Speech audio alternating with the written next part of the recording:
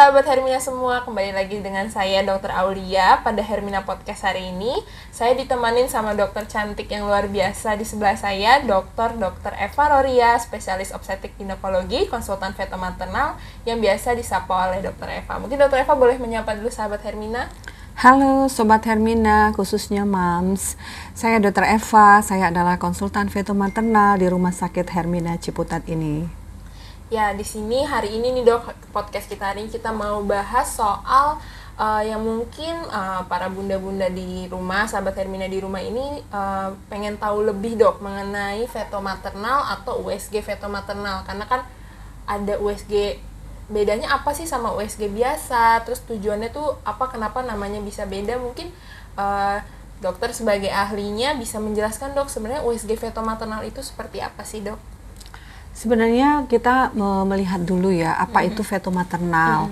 Feto maternal itu adalah keahlian untuk janin maupun ibu. Jadi adanya permasalahan dalam kondisi kesehatan ibu maupun pada janinnya. Nah, untuk melihat kesehatan janin biasanya kita menggunakan alat USG. Jadi USG feto maternal itu adalah tanda petik hanya istilah aja. Sebenarnya kita melakukan USG screening atau deteksi terhadap kemungkinan adanya sesuatu kelainan pada janin ataupun penyakit pada ibu. Nah, USG feto maternal ini bisa kita lakukan pada waktu men-screening trimester 1 dan trimester 2. Sedangkan kalau kita melakukannya pada trimester 3, itu kita sebenarnya tujuan utamanya bukan untuk screening lagi, screening anatomi tubuh janin, tetapi untuk melihat faktor pertumbuhan. Terkadang ada kan ya moms yang bayinya tidak bertumbuh dengan sesuai range-nya, tetapi dia sudah asupan makannya sudah cukup atau bahkan lebih, tapi pertumbuhannya tidak meningkat. Nah, itu bisa kita lihat pada USG trimester 3. Jadi memang dicari tahu lebih kepada screening ya dok, screening dari trimester 1, terus dilihat di trimester 2 dan trimester 3. Nah, untuk yang pemeriksaannya itu sendiri, yang dilihat tuh sebenarnya apa aja sih dok kalau untuk feto maternal sendiri? Sebenarnya untuk ultrasonografi ada poin-poin yang perlu ibu hamil untuk melakukan USG. Yang pertama itu pada trimester 1 adalah pada saat moms itu tahu dia hamil. Sebaiknya dia melakukan pemeriksaan USG tujuannya untuk melihat apakah kehamilan itu di dalam kandungan atau di luar kandungan. Nah, kemudian khususnya buat ibu hamil yang bekas sesar atau riwayat sesar sebelumnya, untuk melihat apakah kehamilan itu menempel pada bekas sesar, karena ini merupakan suatu resiko. Perlu dilakukan manajemen atau tindakan apabila ditemukan. Tetapi bila kehamilan ini diteruskan, dia akan mengakibatkan di kemudian hari komplikasi plasenta akreta, yaitu plasenta yang menempel pada bekas operasi, dan ini akan menimbulkan perdarahan pada waktu persalinan. Yang kedua, screening trimester 1, yaitu pada usia kehamilan 11 sampai 13 minggu plus 6 hari. Nah, ini perlu diperhatikan oleh karena penanda kelainan kromosom itu terlihat pada usia ini.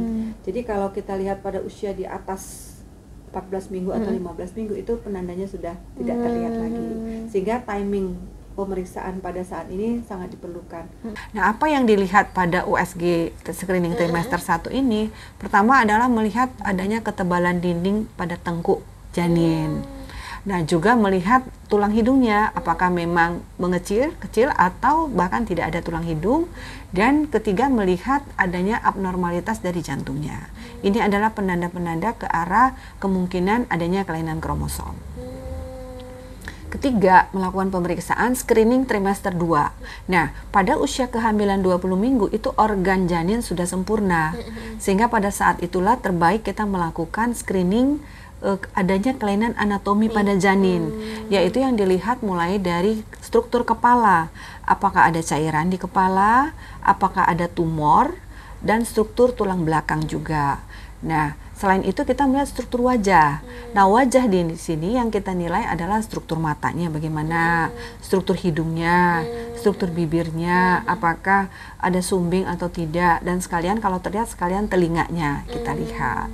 Kemudian lanjut kita lihat struktur dadanya, bagaimana jantungnya, apakah ada kebocoran atau ada abnormal lain, dan juga struktur parunya, apa ada tumor atau ada cairan di dadanya. Kemudian kita lihat juga struktur daripada perutnya, abdomennya, apakah ada sumbatan pada lambung atau ada sumbatan pada usus. Karena kalau ada sumbatan pada lambung atau usus, maka ibu hamil akan kelebihan cairan ketuban, itu akan banyak sekali.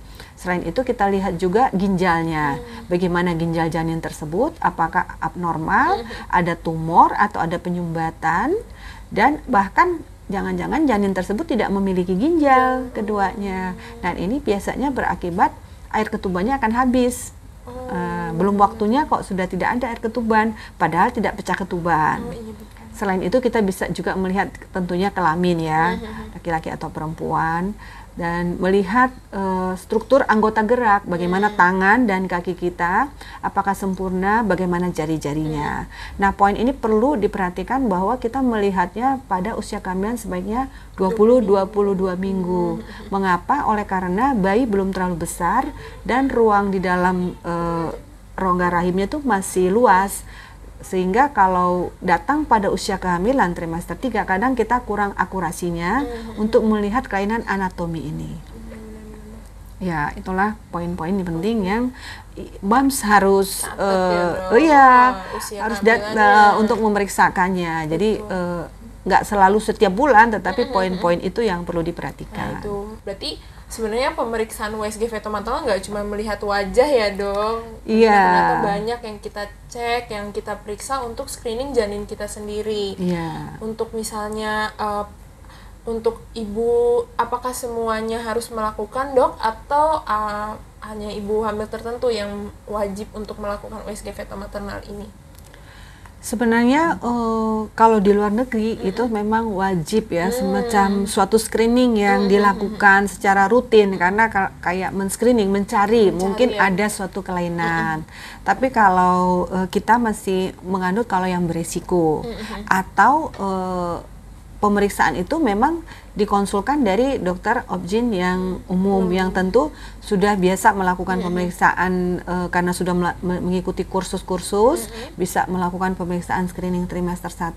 Kalau beliau mendapatkan ada suatu kelainan, baru mengkonsulkan kepada kita sebagai konsultan fetomaternal, itu bisa. Jadi ibu hamil yang beresiko, kita harapkan kalau di sini ya, yang beresiko sebaiknya melakukan pemeriksaan. Yang mana yang beresiko, ya tentunya mungkin mempunyai riwayat kelainan atau adanya penyakit-penyakit pada ibu, riwayat persalinan sebelumnya yang buruk atau kurang baik, seperti itu, atau riwayat persalinan sebelumnya memiliki kelainan juga boleh.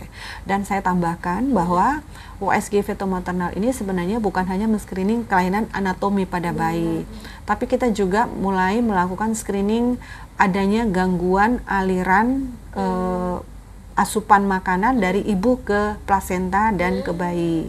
Nah, itu dilakukan pada usia kehamilan sekitar 12 minggu, dan juga kita bisa ulang di 18 sampai 26 minggu. Dalam hal ini kita melakukan screening pemeriksaan aliran darah apakah normal atau mengalami suatu penyempitan, sehingga tekanan aliran darahnya itu meningkat, dan ini nantinya akan mengakibatkan di kemudian hari pada trimester 2 dan 3 mengakibatkan gangguan pertumbuhan pada bayi, dan bisa juga berisiko preeklamsi atau tekanan darah tinggi pada ibu pada waktu hamil.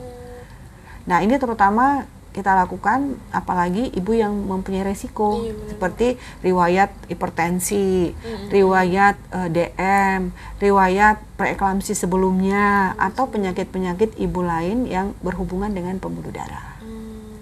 Jadi memang pemeriksaannya itu nggak cuman itu ya dok, maksudnya kita benar-benar melihat keseluruhan dari ibu, dari janinnya, dan untuk MAMS juga supaya ada penanganan lanjutannya ya dok, ketika setelah USG fetomaternal itu jadi tahu apa yang harus dilakukan berikutnya.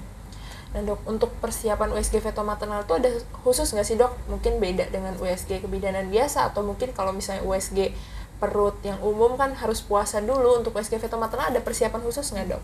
Nah, kalau untuk melihat pada waktu trimester 1, kita ini kan sekarang ada dua pemakaian alat USG, ada yang dari perut transabdominal, ada yang dari vagina transvaginal. Nah, untuk trimester 1 misalnya untuk melihat apakah di dalam kandungan atau tidak, itu kita menggunakan USG transvaginal karena itu lebih akurat. Nah, ini tidak perlu dia kayak menahan kencing seperti itu ya. Jadi kandung kemihnya dikosongkan, nggak masalah. Nah, pada waktu trimester 1, screening trimester 1 itu kan kita melakukannya usia 12 minggu. Itu biasanya uterus sudah agak besar, jadi kita bisa melakukan pemeriksaan. Tapi untuk mereka yang mempunyai berat badan berlebih, mungkin bisa dibantu dengan mengisi kandung kemih supaya lebih bisa terlihat jelas uterusnya. Tapi untuk kehamilan selanjutnya yang trimester 2 tidak ada syarat khusus ya untuk mengosongkan berpuasa oleh karena memang rahim itu sudah membesar. Jadi memang nggak ada tadi persiapan khususnya terutama di trimester 1 dan trimester 2 dan mungkin tipe pasiennya ya dok, ya tergantung ya dok. Mungkin ini dok, mengenai ini sebenarnya pengalaman ya dok, maksudnya pengalaman saya sering ketemu pasien yang misalnya disarankan untuk fetomaternal, ibu periksa ke fetomaternal untuk pemeriksaan lanjutan, mungkin karena si pasiennya beresiko dan lain hal. Tapi responnya tuh banyak ada rasa ketakutan dok, kayak saya nggak berani untuk periksa karena takut anak saya kenapa-kenapa, saya harus apa. Jadi lebih ke ketakutan menerima kalau memang anaknya ternyata memiliki kelainan. Nah, mungkin tanggapan dokter seperti apa dok dengan kasus-kasus seperti ini? Ya, memang tujuan kita melakukan screening fetomaternal melihat struktur anatominya. Dan di situ kita kalau seandainya menemukan adanya suatu kelainan, baiknya memang kita informasikan kepada keluarga ya. Dan mungkin memang ada beberapa keluarga yang rasanya denial ya atau belum siap menerima. Tapi tujuannya sebenarnya melakukan pemeriksaan ini supaya kita ada persiapan. Pertama, satu persiapan mental dari ibunya bahwa pada saat dia melahirkan memang dia sudah mengetahui ada kekurangan daripada janin yang dilahirkan ini, daripada dia mengetahui shock pada waktu lahir dan dia akan komplain kenapa dokter tidak mengetahui hal tersebut, kan seperti itu ya. Yang kedua, sebenarnya dengan kita mengetahui adanya kelainan di intrauterin, itu bisa kita menentukan manajemen penata laksanaan kita nantinya. Apakah bayi ini lahir perlu segera dilahirkan atau emergensi. Kemudian kedua, kalau dilahirkan akan berdampak memerlukan suatu tindakan yang emergensi juga, dan apakah kita memerlukan suatu tim supaya bayi tersebut bisa cepat penanganan cepat dan kehidupannya berlangsung dengan baik gitu ya, bisa teratasi kelainan yang ada dimiliki. Misalnya pada waktu intrauterin kita ketemukan ada kelainan jantung. Tapi kelainan jantung ini tidak bersifat letal, artinya mematikan, tidak. Artinya janin itu bisa hidup, tapi ditata laksana. Nah, dalam hal ini tentunya dokter obgyn tersebut akan mempersiapkan tim. Dokter jantung anak dipersiapkan, peralatan apa yang diperlukan, sehingga bayi tersebut bisa diselamatkan dengan baik. Seandainya kita tidak mengetahui, bisa saja bayi tersebut tidak tertolong karena tidak ada tim yang dipersiapkan. Seperti itu, itulah perlunya. Selain itu juga kalau ada kelainan pada ginjal, misalnya bayi tersebut tidak bisa buang air kecil karena ada obstruksi. Nah, itu juga akan berbahaya pada bayi tersebut kalau dibiarkan terlalu lama. Nah, itu perlu juga persiapan tim dari tim bedah urologi. Begitu juga kalau ada terhambatnya saluran pencernaan, dia nggak bisa menelan. Padahal setelah bayi lahir itu kan bayi udah melakukan upaya makan sendiri, minum sendiri. Jadi harus bisa dari tubuhnya sendiri yang bekerja. Kalau ada sumbatan tentu nggak bisa. Makanan tidak berproses, sehingga diperlukan suatu tim untuk menyelesaikannya dengan segera. Nah, inilah perlunya deteksi intrauterin pada waktu dalam kandungan supaya persiapan tata laksana persalinannya itu dapat betul-betul disiapkan untuk kebaikan ibu dan janin tentunya. Betul dok. Jadi rasa ketakutannya itu harusnya diganti dengan persiapan kita ke depannya ya dok, supaya persiapan mental dan persiapan juga perawatan seperti itu. Karena supaya memaksimalkan kondisi kelainan apapun ya dok. Untuk mencapai suatu kesehatan baik ibu maupun bayi, maka perlu melakukan pemeriksaannya secara teratur, Mams, ya. Itu yang menjadi perhatian kita. Karena tujuan kita sekarang adalah menjadi ibu yang sehat dan bayi yang kita lahirkan juga sehat dan cerdas di kemudian hari. Ya, betul sekali dok, itu harus di-highlight, ibu sehat dan melahirkan bayi yang sehat dan cerdas di kemudian hari. Iya, ya, bukan hanya hidup ya, iya, betul, tapi cerdas. Iya, betul. Mau jadi dokter atau mau jadi pengusaha, jadi insinyur bisa banyak ya dok. Yang terbaik ya. Yang terbaik. Ya, anak-anak Indonesia yang terbaik. Ya mungkin itu ya sahabat Hermina mengenai USG fetomaternal dari ahlinya langsung, Dr. Eva Roria, spesialis obstetrik ginekologi, konsultan fetomaternal. Sampai bertemu lagi di Hermina Podcast berikutnya. Terima kasih. Wassalamualaikum warahmatullahi wabarakatuh.